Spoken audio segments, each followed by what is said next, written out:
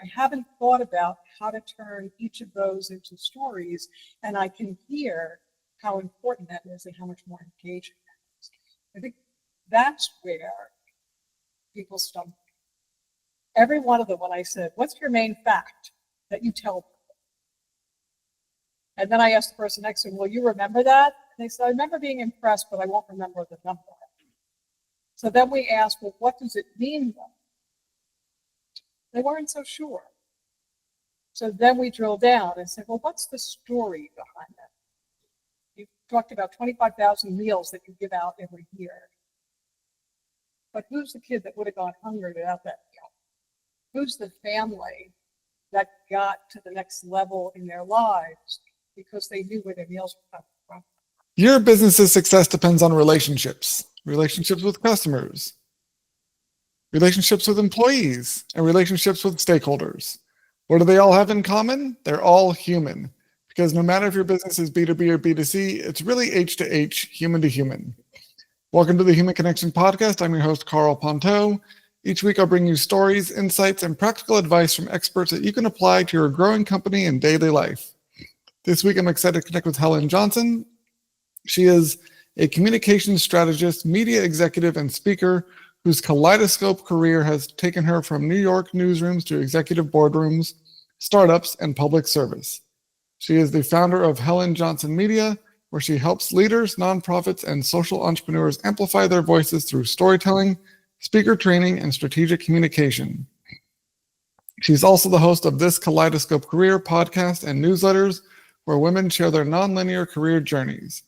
Over the years, she has reported for major outlets like WNYW Fox 5, WPIX 11, and Australia's 10 and 9 networks. And at Forbes, Steve Forbes himself dubbed her our video guru. As a champion for women's advancement and a passionate advocate for community impact, she also serves as on the boards of Cure Search for Children's Cancer and the Hudson Children's Book Festival. She lives in New York's Hudson Valley, is a proud mom of 4, and brings a wealth of insight to the power of communication and storytelling. Congrats on being a champion for women's advancement and passionate advocate for community impact, and welcome to the Human Connection Podcast. Thank you, Karl. Thanks for having me. I love the fact that you talk about human to human connection. Yeah, it's definitely something I'm really passionate about. It sounds like we share that passion, and I'm really excited to have you on the show because I know you're an expert at helping leaders communicate better, often off the cuff, and public speaking is a big part of that. And I know that there's been plenty of gaffes and kind of PR disasters that come from leaders not saying the right thing at the right time when someone's recording. And so what are some of the ways you think leaders need to improve their skill sets when it comes to having prepared remarks when they're speaking? I hate to think of them as prepared remarks, but they are just that. Think about somebody who's just released a fabulous new movie. The director, the actor, those stars get to speak to the press and we'll call it press junket. Over and over again, they're asked the same questions, but they answer them in a way that sounds like no one has ever asked them that question before.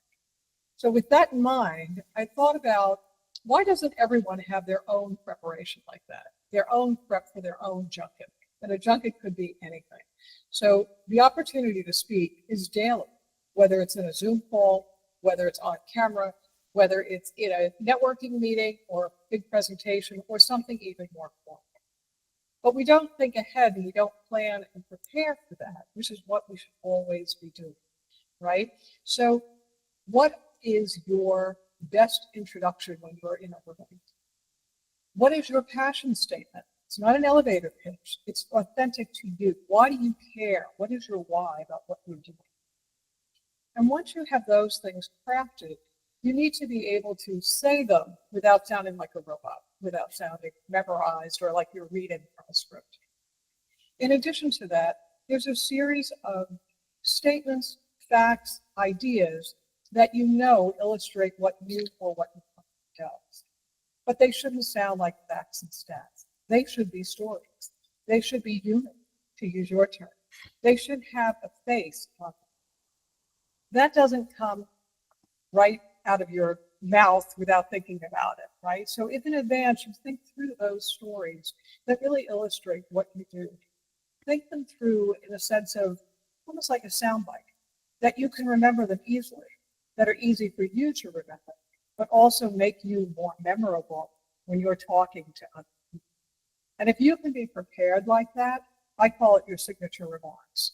You always have them available to you, and it makes it easier to speak in any situation with confidence and with clarity.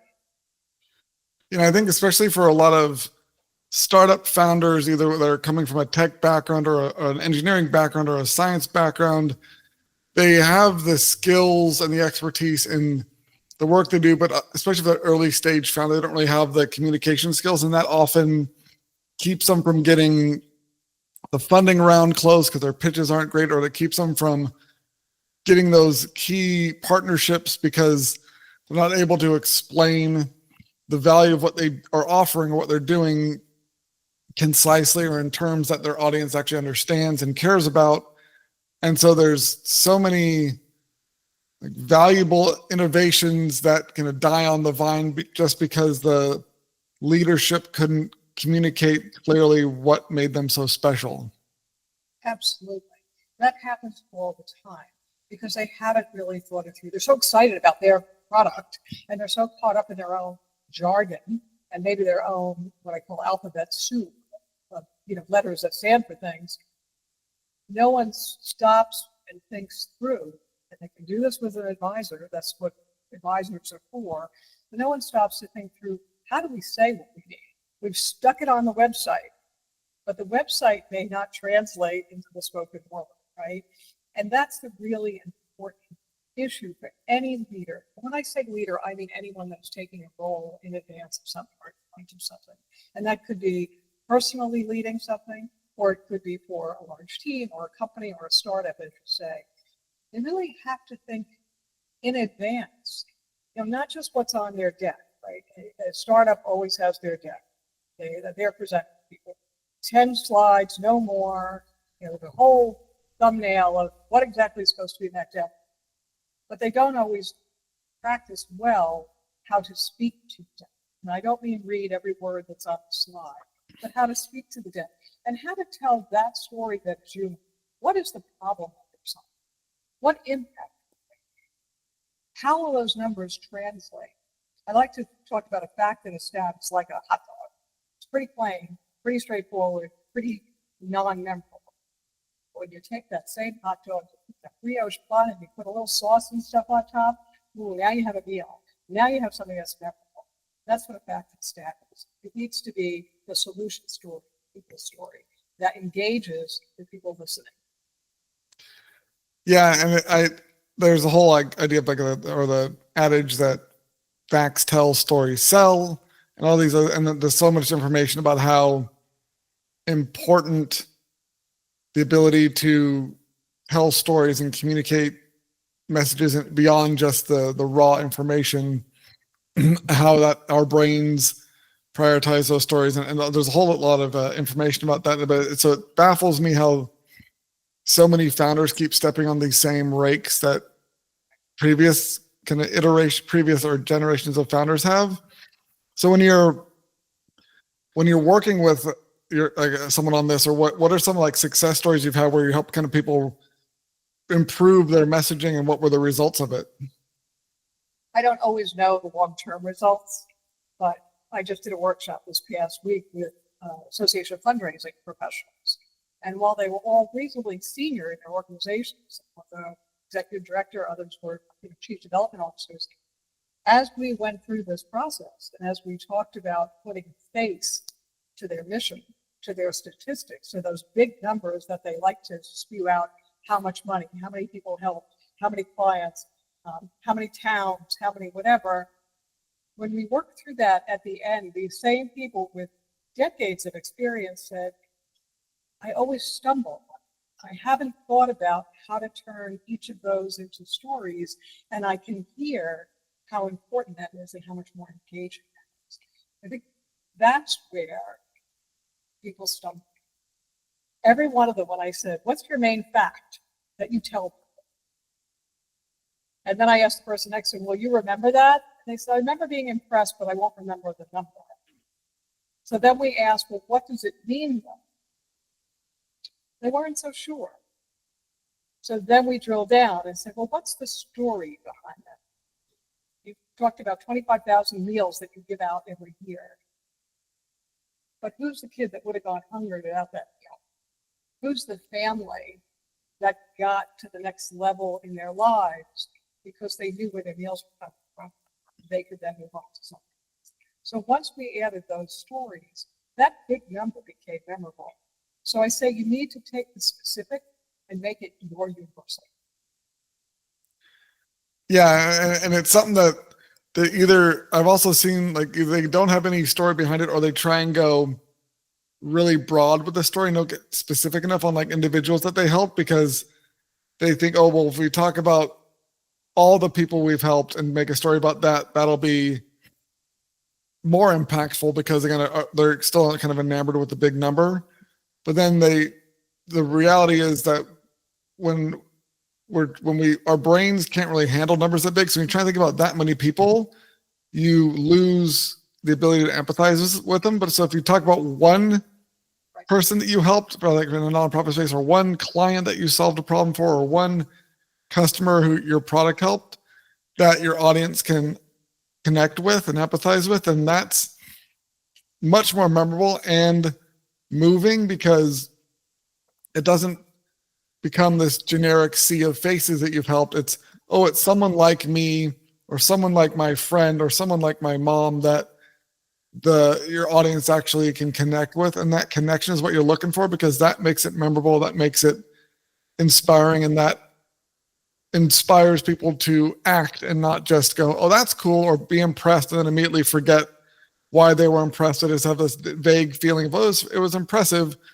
but then they don't actually do anything because there's no real catalyst for action there. So you got to find that balance point between finding the one engaging story, or one individual that people can really connect with and focus the story on them, instead of being just like all the people, because we can't empathize with all the people at once. No, it's very, very personal. You need to make it personal. You need to make it human, and you need to make the opportunity to be empathetic on both sides. And that's really clear. The other thing we talk about communications, I have another program I do called Excuse Me, I'm Speaking. It's from Girl Talk to Women Talk. Women need all of these same tools we've just talked about, your signature remarks toolkit. But they also need a little help getting over the bad habits that have been formed throughout their youth, their childhood. Women have a habit of apologizing as they speak, apologizing to ask a question. They could be the most senior person in the room, but another person has gone on talking, and they will say, I'm sorry, but I have a question. Well, why are they sorry? They are asking for clarity just like anyone else in the room. And that very act of saying, I'm sorry, diminishes what they're going to say. I have a habit, and I know other women do it, instead of launching into an answer or a question, we'll say, I think you may hear me do that. I'm struggling to get rid of that little tick of my own, because we each have them. But there's a value in thinking about the quality of your conversation, the quality of your speech. So, as I said, particularly for women, the apology is one thing. But we also let other people run a room, take our ideas. We need to be able to take them back. And there are tips to do that, tricks to do that, to say, that's a great idea. I'm glad you expounded upon what I just said, because, and then move the conversation back to where you were. This is really important, because so often when a woman walks into a room, especially with a gaggle of men, the men might start to make introductions. The woman doesn't do it. She needs to own the room. She needs to introduce herself first. Because there are lots of stories, several stories I can think of, about women walking into the room with a whole crowd, mostly men, and someone asking them to get coffee as if they're the assistant. And I know this happened with a top military woman who just wasn't in uniform. And I know Sheryl Sandberg tells a similar story. So it's important for anyone, man or woman, if you're going into a crowd, to assert yourself first, to make that first introduction, to use your whole name and your title or the reason you're there. It's not a formal title, but maybe it's, I'm here because I'm running this organization today, or I'm running the meeting today. Whatever it is, to establish who you are and why you're there. Maybe you're someone's assistant, but that's a good connection too, right? To say, I'm here because I'm supporting Jim and his priorities today. That's okay. You've now been connected with a leader in the room.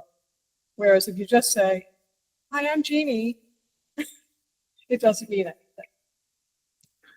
Yeah, and I'm definitely a big advocate for supporting women and making sure that they're like and equipping them to manage all the uphill battles they have to deal with, especially in the business world, and the society in general. One of my favorite stories that I heard, I can't remember I don't remember the woman's name, but she was a CEO of her own business, and she would actually, because like men and women have different body temperatures, she would purposely like set the thermostat. She'd wear like lots of layers and set the thermostat cold, so the men in the negotiation would be freezing, so they'd sign quicker. Or she'd do that opposite, where she'd make it super hot and wear something like lighter, just because she knew that her body temperature would be slightly different, just to get an edge on some of the negotiations. So I think those stories really are like, one. That's a yes, wild it was such a cool, like, that's like playing to her strengths, or turning that what's often seen as like a disadvantage, or like something that's like not really appreciated, and making it her advantage in some of these big negotiations. But I think it's, yeah, I really applaud and support the sort of work you're doing to equip women to handle all the extra crap they have to deal with in the business world and in the world in general, because there is so much of the way women are brought up that kind of set them up for more struggles than they should have. So if someone's kind of wanting to get started on either the kind of getting these signature remarks figured out, or getting kind of breaking some of these bad habits, what's kind of the first step you recommend they take to get on this path to improving their communication? I always think the first thing to learn is how you introduce yourself and how you express your passion. I think that's really important. There, I just said, I think again. It's really important. Then think through those 2 or 3 facts or origin stories or epiphanies that you've had that you like to talk about, or that you plan to talk about. And then look at those and see if you can put that unit of things, that specific story, to become that universal. Actually write it down. Work through it. Make it concise. Think Hemingway, not Dickens, right? You want something not to sound like Shakespeare. You want it to be Arthur Miller. You want it direct, straightforward, with human emotion connected to it. As we said, nothing is really off the cuff. You need to be prepared one way or the other. And you do that for yourself by walking through, what do I want to say? What are my talking points? If you were a CEO with a big marketing team, or you were the head of a public agency and you had someone like me helping put together your talking points, that's one thing. But we all have them. We just don't write them down. Just the communications team. So stop yourself. Take an hour, take an afternoon. What are those important points that you'd like to come back to all the time? Write them down. Think them through. How do you add color? How do you make them concise? And then practice. Practice speaking. Think through the questions you might be asked, that this would be a good time to use that story to reply and to illustrate the answer to that question. If you have a story that really tells about your business that somehow hasn't come up, find a way to slip it into a conversation. Simple prompt like, oh, that reminds me of, or as you're planning that, I find myself planning this. There are ways to do that, to not walk away and say, shoot, should have said that. If you're prepared, you have enough to say.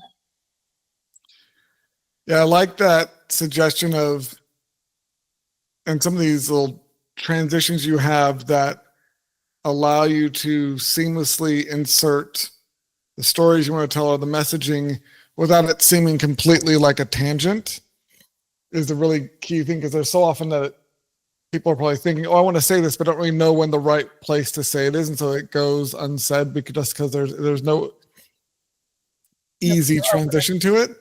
So having those lead-in transitions in your prepared remarks toolkit sort of thing would be really valuable, because it helps make steering the conversation in a natural way a lot easier. So thank you so much for connecting with me today, Helen. If you enjoyed this episode of the Human Connection Podcast, please leave a review, and share it. If you'd like to connect with myself or Helen, check out the links in the show notes. And remember, no matter if your business is B2B or B2C, it's really H to H, human to human. Happy connecting.